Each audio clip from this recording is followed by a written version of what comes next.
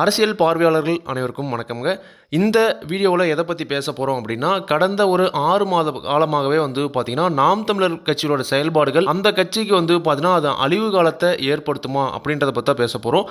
கண்டிப்பாக பார்த்தீங்கன்னா, நாம் தமிழர் கட்சி பார்த்தீங்கன்னா, ஒரு நிலையான கொள்கையில் கண்டிப்பாக இருக்காங்க. அதில் எந்த ஒரு மாற்று கருத்துமே கிடையாது. அவர்கள் கட்சி தொடங்கி ஒரு 15 ஆண்டு காலம் ஆகிருச்சு. யாரோடையும் கூட்டணி கிடையாது, யாரோடையும் சமரசம் கிடையாமல் தமிழ் தேசியம் அப்படின்ற கொள்கையில் பயணிக்கிறதுல கண்டிப்பாக பாராட்ட வேண்டிய விஷயம் தான். அதில் எந்த ஒரு மாற்று கருத்துமே கிடையாது.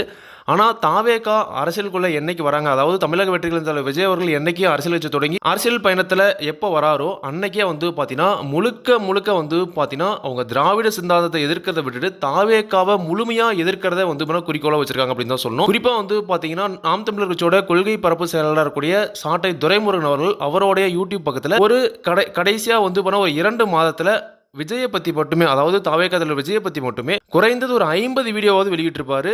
அதே முக்கியமாக திமுக ஆட்சியில் நடந்த அவல விஷயங்களை, அதாவது அட்டூழியங்களை ஒரு 2-3 முக்கியமான விஷயங்களை அவர் பேசவே இல்லை. என்ன பேசவே இல்லை அப்படின்னா, விளாத்தி குளத்தில் நடந்த மாணவியோட வன்கொடுமை வழக்கு, அதே மாதிரி கிருஷ்ணகிரியில் 2.5 வயது பெண் குழந்தைய ஒரு திமுக பிரமுகர் பார்த்தீங்கன்னா கற்பழித்து கொலை செய்கிறாரு. இந்த விஷயத்தையும் சாட்டை துரைமுருகன் அவர்கள் அவரோட காணொலியில் பேசவே கிடையாது. அடுத்ததாக பார்த்தீங்கன்னா ஸ்ரீரங்கத்தில் ஒரு மக்கள் பிரதிநிதி, அதாவது ஒரு திமுக எம்எல்ஏ பார்த்தீங்கன்னா ஒரு ஜேர்னலிஸ்ட்டை அந்த கேமராலே பார்த்தீங்கன்னா அடிக்கிறாரு.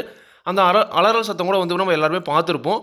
ஒரு மக்கள் பிரதிநிதி பார்த்தீங்கன்னா கனிம வலை கொள்ளையை தட்டி கேட்ட ஒரு பத்திரிகையாளரை அடிக்கிறத பார்த்தீங்கன்னா அப்போ எல்லா பத்திரிகையாளரும் பேசினாங்க. ஆனால் சாட்டை துரைமுருகன் அவர்கள் இதை பற்றி பேசவே கிடையாது. இதை விட என்ன அப்படின்னா, அன்னைக்கு அதாவது தேர்தல் நாள் அன்னைக்கு பாபநாசத்தில் பார்த்தீங்கன்னா பாபநாசம் நாதாகா வேட்பாளரோட வயிற்றில் பார்த்தீங்கன்னா திமுக பிரமுகர்கள் பார்த்தீங்கன்னா தாக்கியிருக்காங்க. அது மட்டும் இல்லாமல் நாதாகா வேட்பாளர் அவர்கள் பார்த்தீங்கன்னா பெண் வேட்பாளர், அவங்க 8 மாதம் கர்ப்பிணியாக இருக்காங்க அப்படின்றது ஒரு பார்த்தீங்கன்னா செய்தி தாக்கியிருந்தாங்க. ஆனால் இது வரைக்கும் பார்த்தீங்கன்னா எந்த ஒரு என்ன அப்படின்னா ஒரு சீரியஸ் கண்டிஷன் அந்த மாதிரிலாம் எதுவுமே கிடையாது. அதன் பிறகு பார்த்தீங்கன்னா அவரோட காணொலியில் ஒரு விளக்கமும் கொடுத்திருந்தாலுமே அதை தனியாக இதே விஷயத்தை தாவேகா பண்ணியிருந்தாங்க அப்படின்னா குறைந்தது 2 வீடியோவாவது பார்த்தீங்கன்னா போட்டிருப்பாரு. குறிப்பாக கடைசியாக போட்ட 60 நாட்களில் ஒரு 50 வீடியோ முழுக்க பார்த்தீங்கன்னா தாவேகாவை அடிக்கிறத மட்டுமே தான் பார்த்தீங்கன்னா வேலையாகவே பார்த்தீங்கன்னா இருக்குது. குறிப்பாக பார்த்தீங்கன்னா திமுக செய்த அட்டூழியம் அவலங்களை, அதுவும் குறிப்பாக இந்த கடந்த ஒரு 6 மாத காலத்தில் பார்த்தீங்கன்னா என்னென்ன விஷயம் நடந்துச்சோ அதை பார்த்தீங்கன்னா எதுவுமே இந்த நாம் தமிழர் கட்சி பார்த்தீங்கன்னா கண்டுக்கவே இல்லை அப்படின்றதான் உண்மை. இதை நீங்கள் சாட்டை துரைமுருகன் அவரோட காணொலி எல்லாமே பார்த்தீங்கன்னா நீங்கள் தெரியும். குறிப்பாக சமூக ஊடகங்கள் பல செய்திகள் வெளியிடுறாங்க. அதாவது இவர் பார்த்தீங்கன்னா திமுக கிட்ட பணம் வாங்கிட்டு தான் இந்த மாதிரி பேசுறாரு அப்படின்றத அவரே பார்த்தீங்கன்னா ஒரு காணொலி வாயிலாக பார்த்தீங்கன்னா நிரூபிச்சிட்டு இருக்காரு அப்படின்னு தான் சொல்லணும். அடுத்த பார்த்தீங்கன்னா நாம் தமிழர் கட்சியோட தலைமை ஒருங்கிணைப்பாளர் சீமான் அவர்கள் பார்த்தீங்கன்னா இந்த தேர்தலில் 2026 தேர்தலில் காரைக்குடி சட்டமன்ற தொகுதியில் போட்டிட்டு இருந்தார். இந்த தேர்தலுக்கு முன்பு பார்த்தீங்கன்னா அங்கு நிற்கக்கூடிய தாவேகா வேட்பாளரான பிரபு அவர்களோட எக்ஸ்போஷன், அதாவது 2 வீடியோக்கள் பார்த்தீங்கன்னா வெளியிட்டிருக்காரு. அதாவது ஒரு 5 வீடியோக்கள் பக்கமாக பார்த்தீங்கன்னா சாட்டை துரைமுருகன் அவர்கள் வெளியிட்டிருக்காரு. அதில் பார்த்தீங்கன்னா எந்த ஒரு மாற்று கருத்துமே கிடையாது. அதாவது பிரபு அவர்கள் என்ன தப்பு வேணாலும் செஞ்சுருக்கலாம், அதை நீங்கள் எக்ஸ்போஸ் பண்ணதில் பார்த்தீங்கன்னா எந்த ஒரு தப்புமே கிடையாது. ஆனால் அங்கு இருக்கக்கூடிய, அதாவது இப்போ தற்போது அந்த தொகுதியை பொறுத்த வரைக்கும் பார்த்தீங்கன்னா காங்கிரஸ் தான் பார்த்தீங்கன்னா எம்எல்ஏவாக இருந்தாங்க. காங்கிரஸில் பார்த்தீங்கன்னா மாங்குடி என்பவர் எம்எல்ஏவாக இருந்தார். இப்போ அந்த தொகுதிக்கு பார்த்தீங்கன்னா சீமானவர்கள் எம்எல்ஏ ஆகணும் அப்படின்னா கண்டிப்பாக அவர்களையும் முழுக்க பார்த்தீங்கன்னா எக்ஸ்போஸ் பண்ணியிருக்கணும். கண்டிப்பாக நீங்கள் அந்த தொகுதிக்கு எம்எல்ஏ ஆகணும் அப்படின்னா நீங்கள் ஒரு மாற்றத்தை விரும்புகிறீங்க அப்படின்னா கண்டிப்பாக அங்கே நிற்கக்கூடிய என்டிஏ கேண்டிடேட் ஆகட்டும், அது மட்டும் இல்லாமல் மாங்குடி அவர்களோட முழுக்க பார்த்தீங்கன்னா அவரோட தவறுகளையும் நீங்கள் சுட்டி காட்டி 2-3 வீடியோக்களை நீங்கள் பதிவிட்டிருக்கணும். குறிப்பாக எல்லா தொகுதிகளும், அதாவது ஒரு கணிசமான தொகுதிகளை தாவேகா வேட்பாளர்களை மட்டும் குறி வச்சு சாட்டை துரைமுருகன் அவர்கள் பார்த்தீங்கன்னா வீடியோவை வெளியிட்டிருக்காரு. அதே காரைக்குடி தொகுதியிலும் வெளியிட கிடையாது.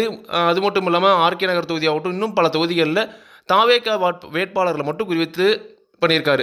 நீங்கள் திமுக அதிமுக திராவிட சிந்தாந்தத்தை ஒழிக்கணும்னு அரசியலுக்கு வந்திருக்கும் பொழுது இங்கே ஆட்சி அதிகாரத்தில் இல்லாத, ஆட்சி அதிகாரத்தை வர முயற்சி செய்கிற தாவேகாவை எதிர்ப்பதில் எந்த ஒரு பிரயோஜனமும் கிடையாது. அதுதான் பார்த்தீங்கன்னா உண்மை.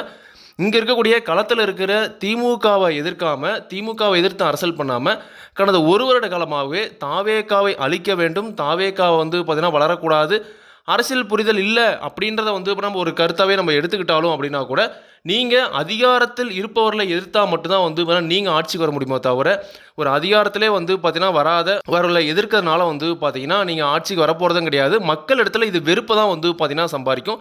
கண்டிப்பாக இது 2026 சட்டமன்ற தேர்தலில் கண்டிப்பாக நாம் தமிழர் கட்சிக்கு இது பேக் ஃபயர் ஆகும் அப்படின்றதுலாம் பார்த்தீங்கன்னா எந்த ஒரு மாற்று கருத்துமே கிடையாது.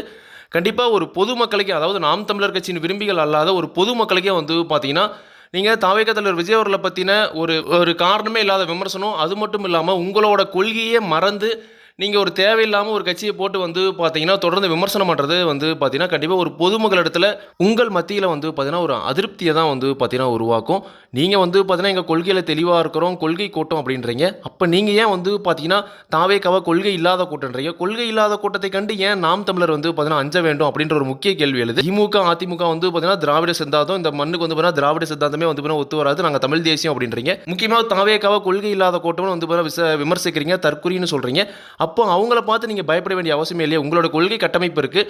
நீங்கள் வந்து பார்த்தீங்கன்னா உங்கள் கொள்கையை இன்னும் 8% வாக்கு வங்கி வச்சுருக்கீங்க. இன்னும் அதை வந்து தமிழக மக்கள்கிட்ட கொண்டு போய் சேர்க்கிறத வேலையை விட்டுட்டு, ஆனால் நீங்கள் சம்மந்தமே இல்லாமல் தாவேகாவை விமர்சிக்கிறனால பொதுமக்கள் கூட வந்து பார்த்தீங்கன்னா நாம் தமிழர் கட்சி மீது கண்டிப்பாக வந்து பார்த்தீங்கன்னா அதிருப்தி வரும். சமீப காலமான இந்த நாம் தமிழர் கட்சியினோட செயல்பாடுகள் குறித்து நீங்கள் என்ன நினைக்கிறீங்க அப்படின்றது கண்டிப்பாக கமெண்ட்ஸில் சொல்லுங்கள். நன்றி, வணக்கம்.